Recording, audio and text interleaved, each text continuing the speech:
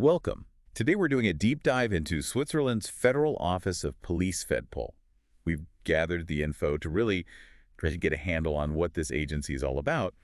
Our mission, essentially, is to pull out the key bits, the interesting parts of Fedpol, just to give you a clearer picture of where it fits in Swiss security. Yeah, it's quite central. It really is. And it holds quite a few different hats within the federal administration. So let's get into it. Absolutely. And first off, the name itself tells you something about Switzerland. Fedpol isn't just Fedpol. Yeah. You've got Bundesamt für Polizei in German, Office Fédéral de la Police in French, Ufficio Federale di Polizia in Italian, and even Ufficio Federale di Polizia in Romanche. Right, covering all the linguistic bases. Exactly. It kind of highlights that Swiss commitment to diversity, even in law enforcement. Structurally, it sits right under the Federal Department of Justice and Police. Okay, and that's currently headed by Federal Counselor Beat Jans. That's right, with Nicoletta Delavalle as the agency executive running Fedpol itself. So it's placed pretty high up in the justice and security structure. Now, names and hierarchy aside, what's its core job? What's the main thing Fedpol actually does? Well, the main thing really is coordination. Think of it as the central hub. It connects Switzerland's various cantonal police forces. Remember, Switzerland's quite decentralized. Right, each canton has its own force. Precisely. But Fedpol doesn't just coordinate internally, it also handles the links between Swiss police and international bodies. Like Interpol. Exactly like Interpol, that's a key part of their international cooperation role. That does raise interesting questions, doesn't it? Switzerland being neutral? How does that work with an international police organization? Must be a balancing act. It must be. And you mentioned the cantons coordinating all those independent forces, especially when crime crosses borders, internally or externally. Yeah, sounds like conducting a very complex orchestra. A good analogy. And interestingly, Fedpol's role hasn't always been exactly what it is today. There's been some evolution. No, like? Well, historically, Fedpol used to oversee the Dienst für Analyse und Prevention, the DAP. The Analysis and Prevention Service. Yeah. So like an internal intelligence function. Essentially, yes. But that changed in 2008. The DAP was moved over to the Federal Department of Defense, Civil Protection, and Sport. Interesting. Why do you think they made that shift, separating intelligence gathering from federal policing? It does make you wonder about the strategic thinking, doesn't it? Perhaps a clearer separation of mandates, or maybe centralizing defense-related intelligence. Hard to say for sure from just this, but it's a significant change. Yeah, it is. So if they're not handling that internal intelligence side anymore, what are their main investigative priorities now? The focus now seems to be on, let's say, the bigger, more complex stuff. Organized crime is a major one. Okay. Money laundering, too. Switzerland being a financial center, that makes sense. And terrorism. Right, the kind of crime that inherently crosses borders and needs that federal coordinated response. Exactly. These are threats that often go way beyond a single canton's ability to tackle alone. So how is Fedpol actually structured to handle all this? Right. What does the organization look like inside, say, as of 2023?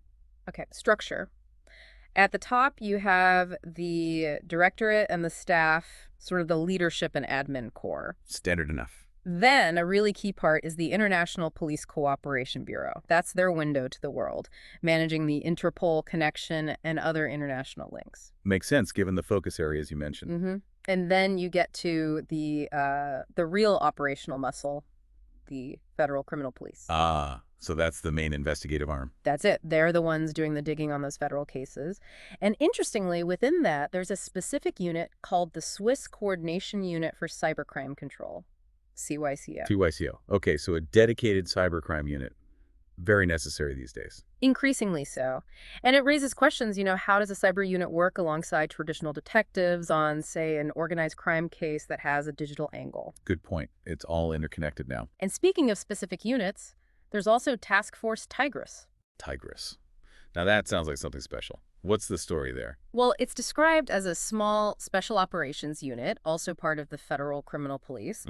But the really interesting thing, apparently its existence wasn't even public knowledge until 2009. Wow. So a secret police unit, basically.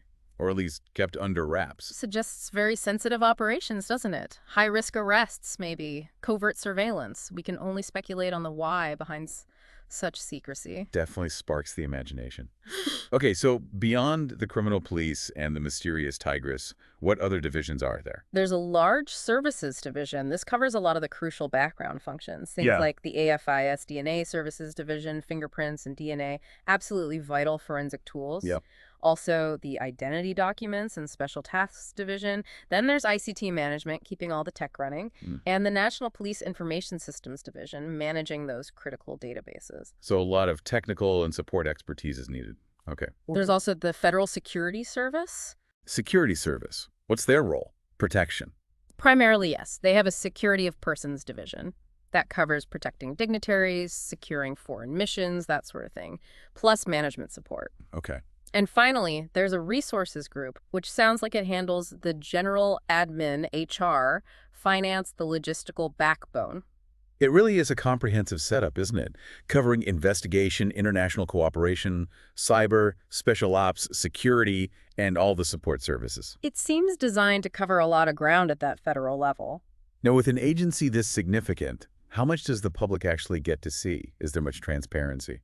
Well, they do seem to make an effort. Fedpol publishes a yearly report on domestic security, Okay. which gives some insight into what they've been up to and their assessment of the security situation in Switzerland. And people can access this. Yes, they have their official website, fedpol.cheech, and the reports are available online there. We even found a link directly to the report section and its archive. That's good. Publishing reports suggests a degree of accountability, allows people to get some sense of their work. It does. It provides a window, even if some aspects, like Tigris perhaps, remain less visible. Right. However, speaking of things becoming visible, our information also mentioned a fairly recent incident that wasn't exactly planned transparency. Ah, yes. The data breach. That happened on June 3rd, 2023. What exactly occurred? According to the reports, hackers managed to steal data from Fedpol servers, and worse, they apparently published it on the darknet. Ouch. That's bad for any organization, but especially for a federal police agency. It's a very stark reminder, isn't it? Even the organizations responsible for security are vulnerable to cyber attacks. It really highlights the importance of cybersecurity. And ironic, given they have CYCO, their own cybercrime unit. Exactly. It underscores the challenges they face on multiple fronts, investigating these threats while also defending themselves against them. That incident really throws a spotlight on the digital vulnerabilities, even at the highest levels. It does, and it connects back to so many things we've discussed. Their reliance on ICT, the sensitivity of the data they hold, the very threats CYCO is meant to combat. Okay, so let's try and pull this all together. We've covered quite a bit about Fedpol. What are the main things you think people should take away from this deep dive? I think, firstly, its role as that central coordinator is key, connecting the cantons, connecting Switzerland internationally via Interpol. That's fundamental. Right, the linchpin. Secondly, its investigative focus on those serious, often cross-border crimes, organized crime, money laundering, terrorism. That's where their federal power comes in. Mm-hmm. And thirdly, the complex structure needed to do all that the federal criminal police, the specialized units like CYCO, the support services, the security branch, and of course, Task Force Tigris. Yeah, that Tigris detail really sticks out, doesn't it? Yeah. The fact that this special operations unit existed but wasn't public knowledge for years gives you a hint of the more hidden side of policing. It certainly does. A glimpse behind the curtain, maybe. Yeah. And then contrasting with that secrecy, you have the very public, very damaging reality of that 2023 data breach. Right. A major security incident for a security agency. It really hammers home the challenge of protecting sensitive information in today's world, even for the pros. So wrapping this up, it really leaves you thinking about that balance, doesn't it? You've got national security needs, you've got the necessity of international police cooperation, and you've got the absolute imperative of data security in a digital age. Absolutely. How do you juggle all of that effectively? Fedpol, with its wide mandate and that recent breach, really embodies that complex challenge. Definitely gives you something to consider.